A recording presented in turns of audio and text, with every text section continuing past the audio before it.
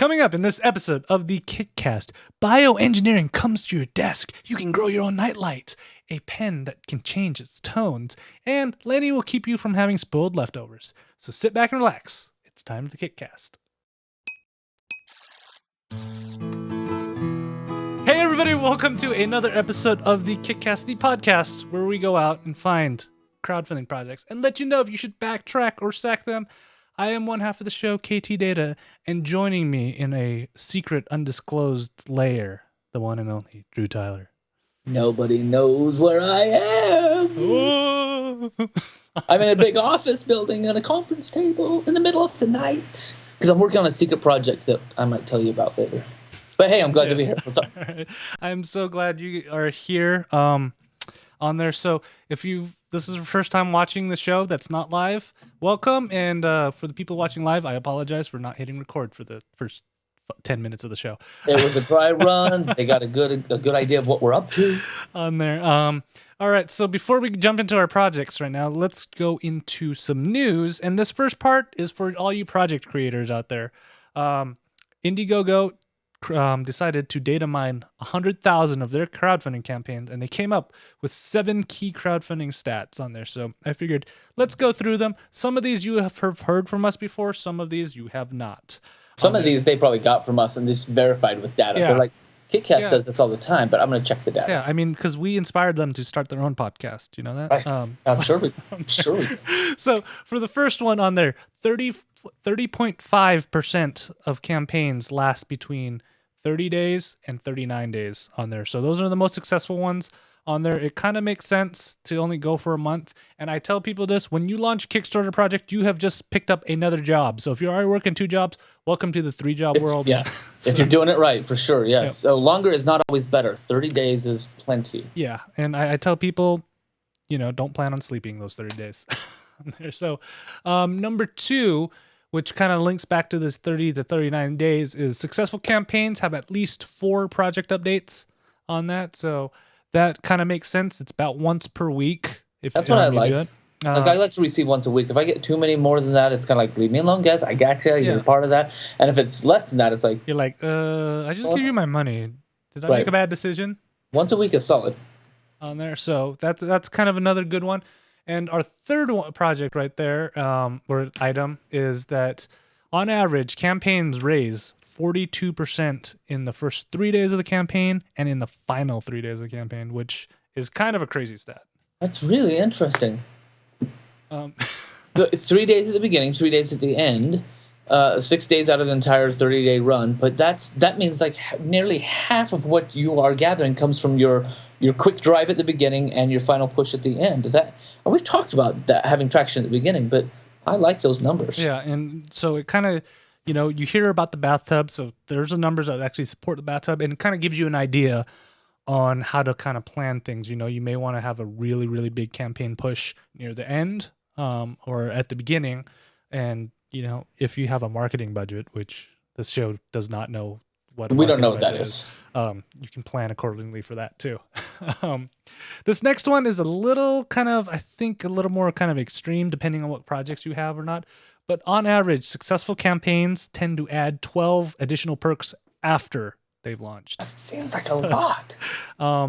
And I think this one's kind of go with your gut feeling on your project. So if you're only like trying to raise $1,000 or something, you may not want to add 12 perks, but what you may want to do is limit your limited items. So save half for later and just launch with half at the beginning on there. So that actually, may make sense, or, have a couple 1 or 2 perks. I mean, sometimes I think people have a lot of perks and it kind of goes crazy. Right, I was gonna say with that average, maybe what they found was like a project that had 50 or 60 perks. That's strange to me. That's honestly strange. On there, and number 5, good life tip in general. Drew and I, we've worked on really good teams. I mean, this show itself is a team itself. We are a team. Yeah, but teams tend to raise 3 times as much as just a single dude.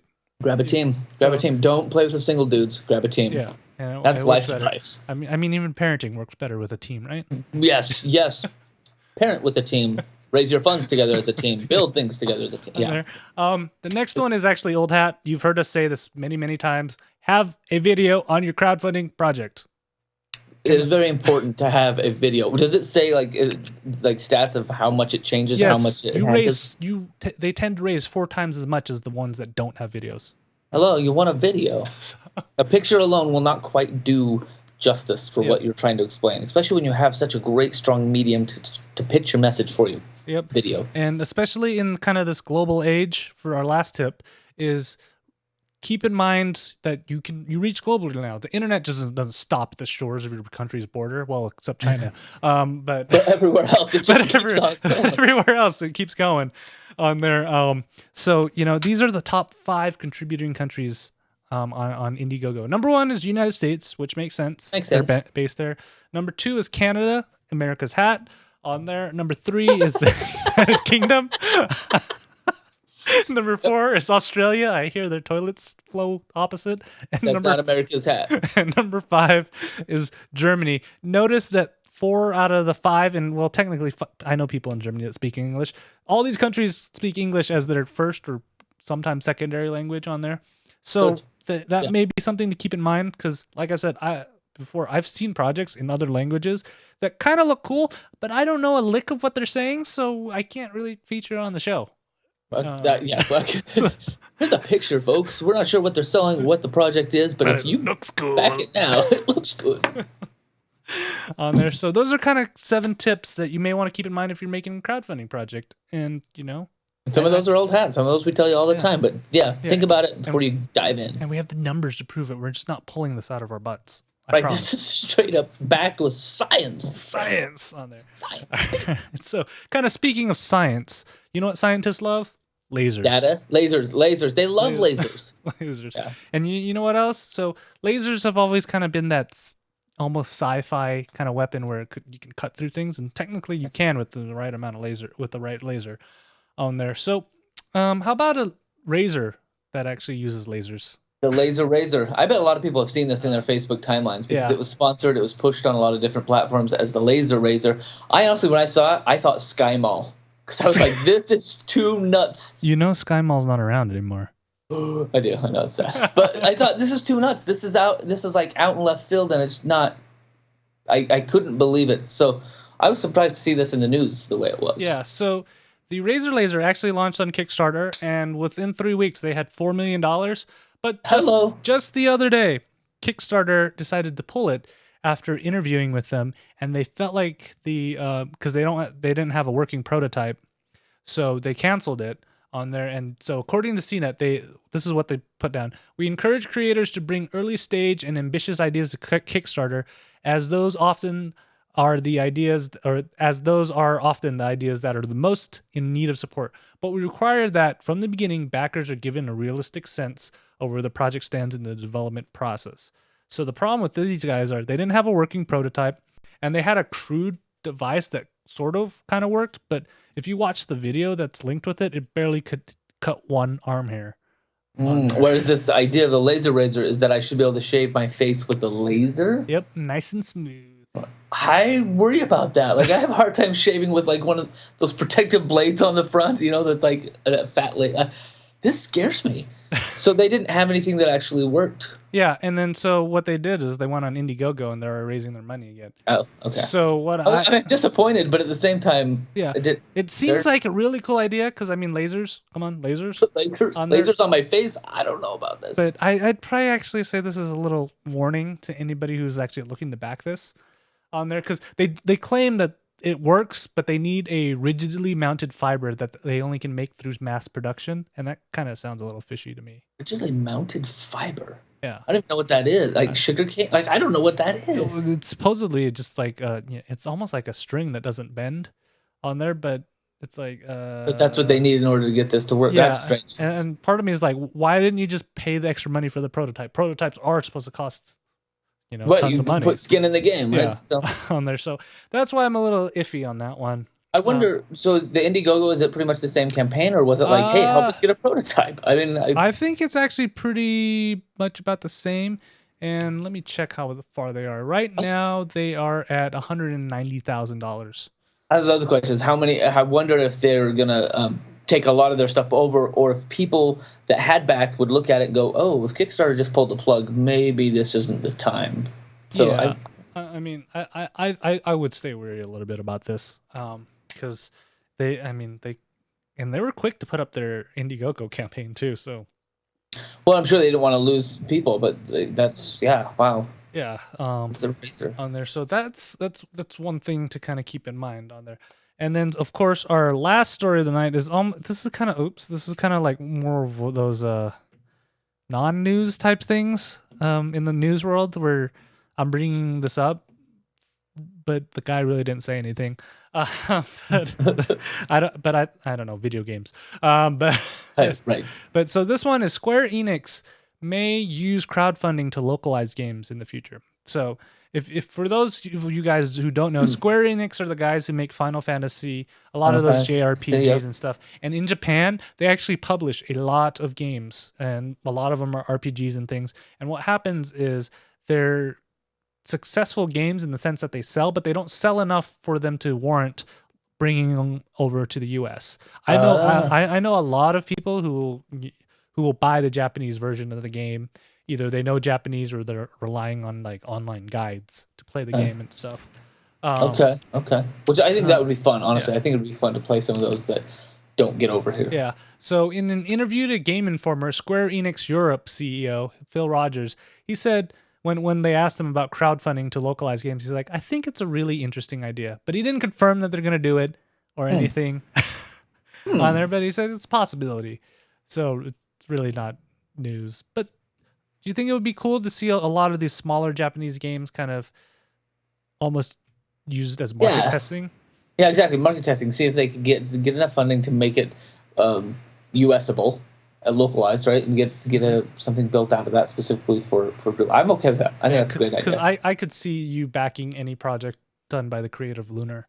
Yes, the Solar Stars. Just take my money. Yep. On that. All right, so that's all the news that we have on there. So let's get into the projects that we have tonight. We got some good ones today, some great ones, and I can't wait to get to the sack of the week because I think that's a fantastic one. So this first one it's near and dear to my heart. If you guys don't know, I actually, I have a background in science. I have a degree in medical laboratory science. So working in a medical lab. And a geek. Yeah. On there. So our first project is called Amino, and this is cool. It is a desktop bioengineering station. So you can grow your own cells. You know how awesome this is? I mean, because like to culture my own cells, I have to have first I got to have a hood and everything. Then, you have your incubator where you're putting things on. And depending on what you're doing, you got to analyze it on your spectrometer or throwing it under your microscope and stuff. And there's like tons of like large pieces of lab equipment to culture your own bacteria cells. They're making this like a desktop, like grow and like take care of your own living cells. Yes. So it is a bioengineering set, and they designed it to be easy to use so anybody can do it. And you can see it's kind of self-contained and everything on there. Oh yeah, it's beautiful. And I love it because you can depend, because it's a living. I wouldn't say breathing because some of them don't breathe, but don't get all technical. But these are living organisms, and so you can control how much nutrients they get, the temperature and everything, and kind of just keep them alive. I love how they mention it. They're like it's kind of like a Tamagotchi, except you're growing a living thing. So this is almost like a dog, having your own dog, except in a test tube. Test tube doggies. Test tube doggies. That's fantastic. This reminds me of things I had when I was growing up that were electronic kits that would have they called them like 50-in-1 projects. Like that was the name of the kit. The 50-in-1, the 300-in-1. This is what it looks like, but it's like instead of building up my own bioengineering, and it's amazing. It's so great. So what's great about it is they've designed it to have real-time sensors and stuff in it. So it has its own pH detectors, optical density, and temperature on there. All that data is actually captured in real time. And you don't have to have what's stupid about medical equipment is everything has its own screen. So you literally could have 5 different screens next to you just to read the stupid results because one brand doesn't work with the other brand and all that kind of crap. Yes, I think it's annoying. This, you can just log into a browser and then all your data is presented there for you and you can kind of keep up with it. Okay, but I gotta ask. I get this, that you can make it, grow it, and have your own little components, but what happens at the end? is this like, am I making yogurt? Like, what am I doing? What do I get at the end of this? Or is there no end? So this is what's great about it. What they're starting out with is a bioengineering nightlight kit. So you can engineer your own glowing nightlight, the bacteria at night glow on there. So you're making your own glow light, and they actually have plans on making different other kits in the future. So right now this one kind of glows, but they have other things like you could make your own yeast, you can make your own yogurt. I don't need it. Yogurt, I can make yogurt. Okay. Some of these kind of change colors, so you could make a different color palette, or you can make your own perfume. If I could like custom out like a sourdough, like starter, and build a sourdough starter, then that's wow. Yeah. So what's great about this is that the nightlight kit is kind of their starter thing, and they've partnered up with a company called Synbiota, which is a DNA programming company where they program their own DNA and stuff, where you can actually create your own kind of DNA possibilities. So you could probably make a sourdough type bacteria and like grow it yourself and then put it in. That is okay. This is amazing that somebody has thought that they're going to be able to bring this out and share it with the world.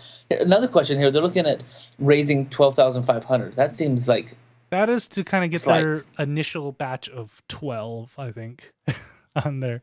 So they have let's see, what was it? Their timeline was to do a small batch in the winter, which is about 25 units, and then a small batch of 50 to 100 after that. And then in the winter of next year, that's when they do the large scale and manufacturing on there. So that's why it seems a little low, because they want to get it. And these aren't just like guys out of anywhere. They actually, this idea was developed out of MIT Media Labs. So they're kind of smart people at that MIT. Yeah, they know their stuff. This is blowing me away. This is seriously a strange and wild idea that you could. But I love it, because you have to control how much they get, how many nutrients they get, how much you want to feed them. It's so cool, and like I would love to have this, but imagine having one of these in your school's biology lab or their chemistry labs. Think about it. Your kids could go to school and grow their own yeast, bring it home. Mom can bake bread or something that night. Think how cool that is. It's like eating your Tamagotchi. It's a fantastic idea. Great. Bring it home and let's cook it up. Why not? Yeah, that's a fantastic project. Amen to that. Yeah, so for me, it's here's the deal. I'm going to call it a track because I don't have the coin to put in to call this one a back, because it starts high this is a very big kit. Yeah. So it's a track for me. I'm going to watch this one go. For me, it is a back because science, man. Science. Growing stuff. I mean, I just barely watched the Martian on there, and excuse my French, but I love the line where he says, "I gotta science the shit out of this." So there's science. I mean, I love it. I love this whole idea, and I mean, my background's along this, so I just see the genius in this in so many ways. Do they have an exclusive kit? I just want to know. Is there one that says exclusive? That would be bad. That would be bad. At like $9.99, you could get a kit with your name carved on it. I'll let them know that's how they get you. They have they have a aluminum edition. Oh, or a mahogany one. There we go. Oh man, but this is so cool. I think it's funny though. There's a disclaimer saying like all the bacteria you use are actually biosafety 1, if I remember that right. So that's actually cleared for home use. In some countries in Europe, you may have to check with your local regulatory agency. Or don't. Just do it. It's not like they're gonna haul you away. Yeah, because you're genetically engineering things. Right. I mean, there's nothing wrong with this.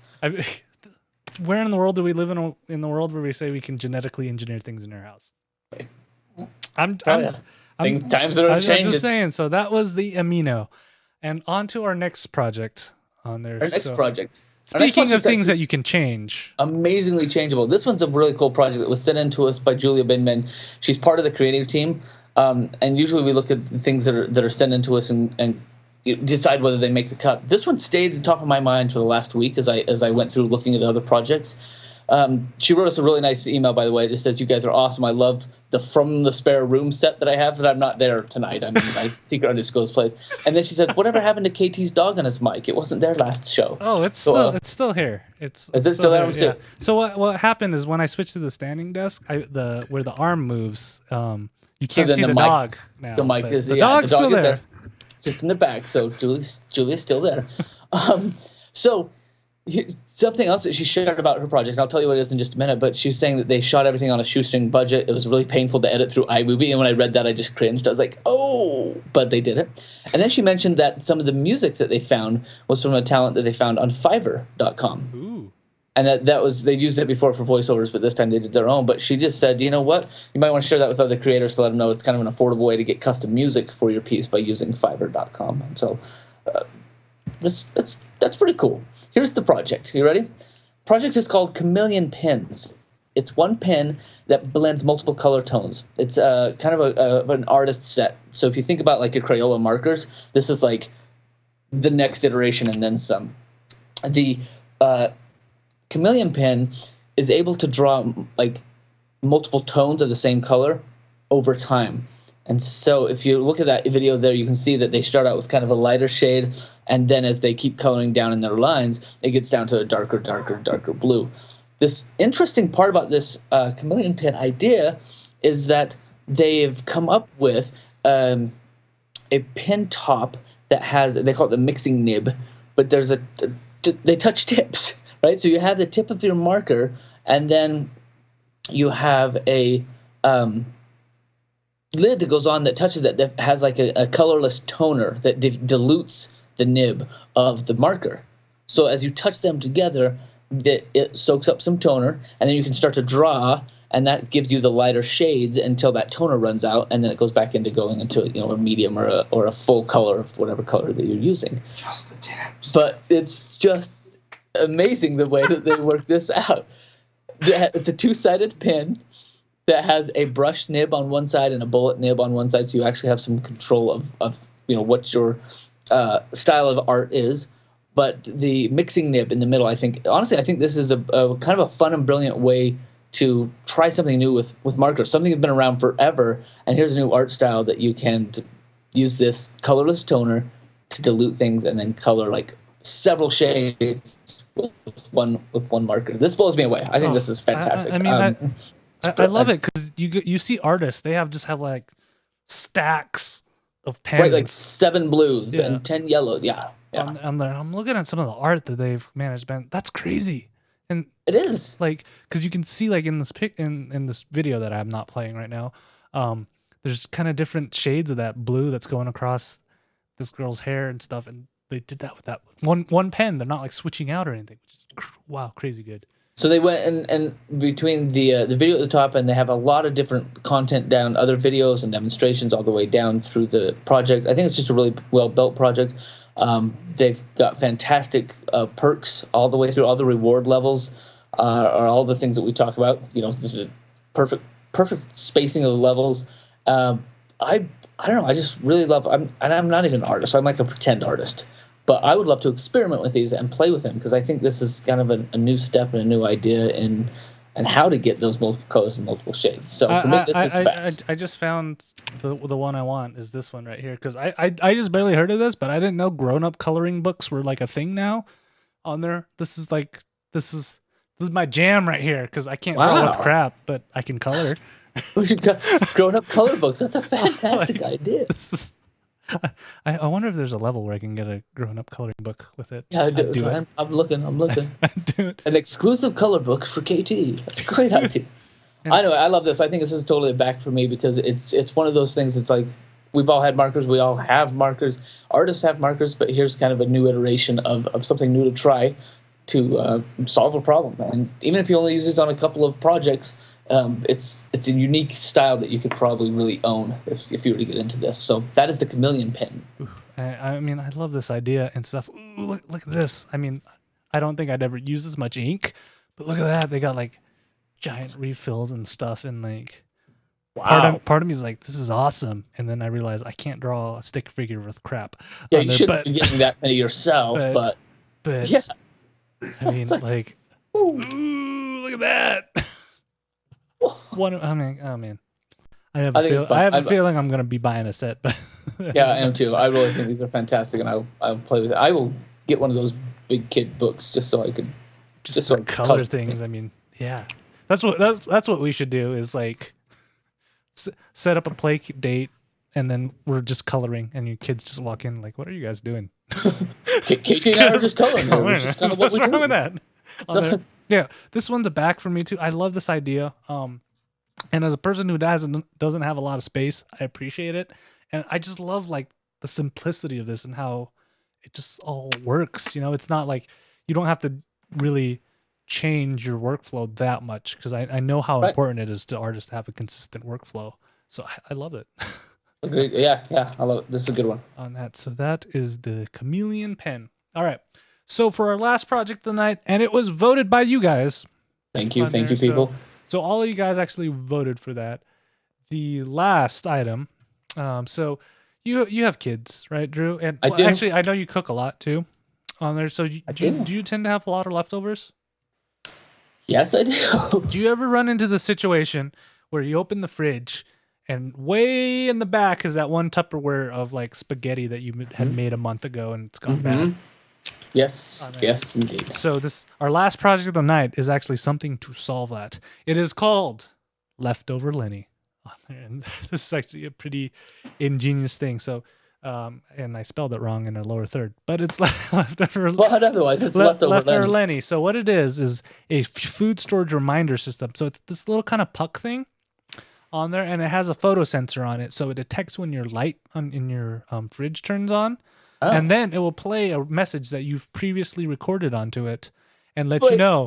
So you can be like, spaghetti Tuesday on there. So you're like, oh, I got the spaghetti on Tuesday. I probably should eat that before it goes bad on there. It's just a memo. It's just a memo to play back when the light comes on. Yeah, it's like a voice memo on there. And what's great about it, he's made it simple. There's only one button on this whole thing. Well, actually, he's going to add an on-off switch to say battery life. But all you do is you press the button, record what you want, and then it plays back what you have on there. And then you can put it in your fridge. And what he does is he actually has Velcro on the back of the leftover Lenny, and the other piece of Velcro is on kind of the on your Tupperware. Oh, on there. So you just stick it directly on the Tupperware, and then when you open up your fridge, it's like leftover spaghetti. You don't even have to look for it. You just follow the voice and your own voice. And just listen to it. Yeah. That's a strange little idea. But that is wild. But it totally makes sense to do it this way because I know people are like, why don't you just leave a sticky note on the front of the fridge? I'll be honest, I have stuff on the front of my fridge. I never look at it. It's decoration. It's purely decoration. And especially when you have kids, Drew, don't you want to put their like beautiful drawings and their A pluses on the fridge anyways? You don't got room to put a sticky note for your leftovers on there? Oh, and I wouldn't remember anyway, but it's deep. There's stuff hiding in the back, so I do need some sort of like reminder that's, my own voice calling from the back, and I would do things like, hey, don't forget the stroganoff back here. I'm just on my own stroganoff. See, I mean, it's great. So, you know how long it's been, and honestly, I'd probably use this as April Fool's Day prank. just like record. As soon as somebody opens it. And then have your kids open it or something, freak them out. That's funny. I think it's a great idea. The only one thing I might recommend is make sure your fridge has a light in it. This won't work without it. Right. That's, yeah. Mm-hmm. But other than that, he already has a CAD project set up. He's used his own prototype, and he said ever since he's made this prototype, he has never gotten spoiled food on there. Oh. And if you watch his video, he mentions like there's a crazy amount of statistics that a lot of the food waste in the US is from spoiled food out there. So I love this idea. And it's not that pricey too. It's like $20. It's a unique way to kind of put together this idea of like, hey, a light sensor will trigger this, and this will play back for what was recorded. That's kind of a unique way to put that. If this, then that kind of thing together. I like it a lot. It's a simple idea on there, and he's going to actually put a switch on there so you can actually lock it, so you don't accidentally re-record what you had on there. So you can lock that. Okay. So you can keep it on there. And I think it's just one of those things that just seems like a simple solution, and you won't have spoiled food after a while, which is always great. That is good. On there, That's very good. I just thought of another idea. I could stick like "Keep your hands off my ice cream" or something. Of my kids, it'd be like, I'm sure I just recorded them and said, "We just ate dinner, for Pete's sake. Why are you digging in the fridge? We already ate." Yeah, every time it would be accurate. It would totally work. Yeah, so this one is definitely a back for me on there. I don't know. What about you? I love the idea. I love the look. I think it's a fun little idea. My I don't know. I guess I feel like maybe I should be able to come up with something on my own that's similar to this. But the fact that he's got the light activation, that's kind of big to me.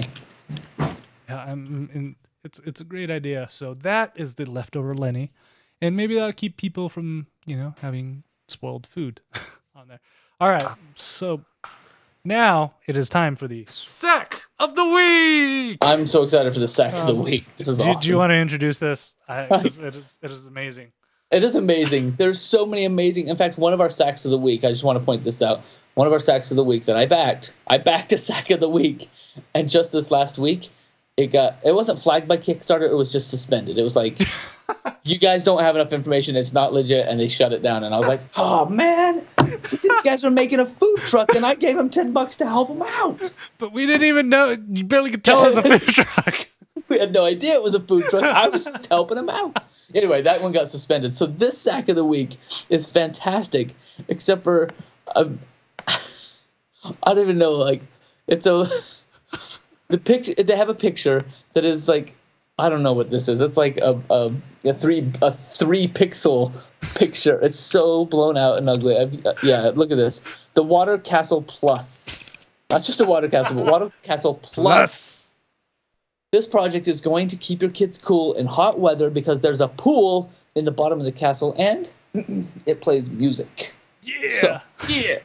Now, and I'm not saying that's a bad idea. I think it's a great idea. Having a castle with music and water in the bottom, like a pool, my kids would love to play in a castle that had water and music. However, this project just comes up a little bit short in the information realm. There's 2 sentences of that. Yeah, there's always the one sentence says, "My invention I created for kids to stay cool in summer heat." Yes, that is correct. Risk and challenge. Well, there's always a risk, but I'm happy to accept your donation. Make sure my backers get a Water Castle Plus for their help, and that's a capital T on there with the wrong there. And it's just, there's more. I can keep going. Do you want to talk about the rewards? Yeah, I don't understand this because he puts down as his rewards as DVD, and it's all gone. Like, is he gonna send me a Goonies DVD or a blank DVD? Just blank DVDs. One backer's already got it. Sorry, nobody else gets DVDs. Rewards are out, but please, Water Castles for everyone. Sadly, this one only has 36 hours to go. So if you're really thinking about getting your Water Castle Plus, yeah, I mean, he's looking for $30,000. So you come up with $30,000 in the next 36 hours. So. Yeah. So I mean. Let's see. No video. I barely can see the picture on there. I think there's a castle there. It might be a fishnet. I can't even really tell. Yeah, and I love how it's on like a piece of notebook paper that he ripped out too, because you can see the ripped out edges. This is a quality sack. This is like textbook perfect sack. If you want to know not what to do in a project, check out the Water Castle Plus. Yeah. Unless it gets suspended in the next hour. All right, Drew. That actually brings us to the end of the show, which is always sad because I don't know where the time always goes. And tonight we did it twice, so it feels like it was double. But. Yeah. Quick reminder, it's 2 days from the Kickstarter Film Festival, so Drew's actually spending a lot of time in Salt Lake this week. Yeah, about that. I'm hoping I can make it down again. But remember they're doing a showing at 7:00. This is it the Tower of Broadway? Which one is it? It is at the Broadway. So they're doing a 7:00 show, and they're also doing a 9:00 show with some different shows. And so I'm hoping to get down for the 9:00 if all goes well. Yep. Well, so hopefully, if you guys are in Utah and you see this, come say hi. We love meeting people who listen to the show. Yes. And I'll ask you why in the world do you come watch? And it's probably going to be like, we love seeing Drew's beautiful face. That's it. Yeah. Why did you come down? Well, we want to see Drew. That's good. I come in. On there. All right. So if you guys have any suggestions for Sacks of the Weeks, projects, or even news, just shoot us an email, kickcast@ktdata.net. Like I said, one of our projects was emailed to us. Yep.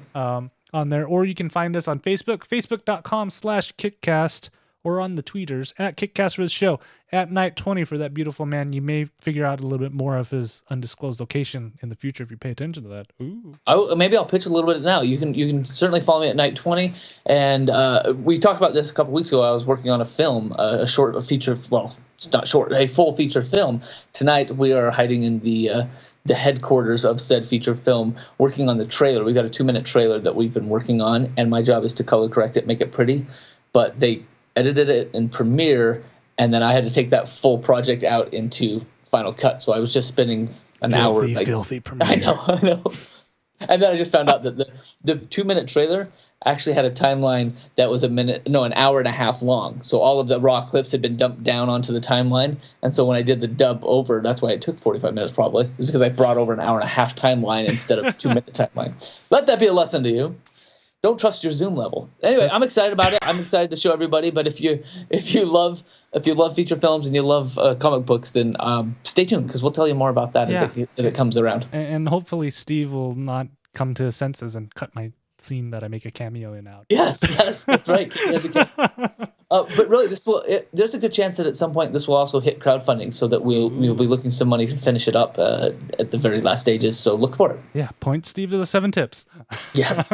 Yes, just the tips. Yep. And if you guys want to actually see those 7 Kickstarter tips and stuff, head on over to kickcast.net for show notes, links to all our projects. Hey, if you want to back $29,000 for the Water Castle Plus, you've got a little bit of time. You got some time, but just head on over to kickcast.net and look in the show notes. We'll be there.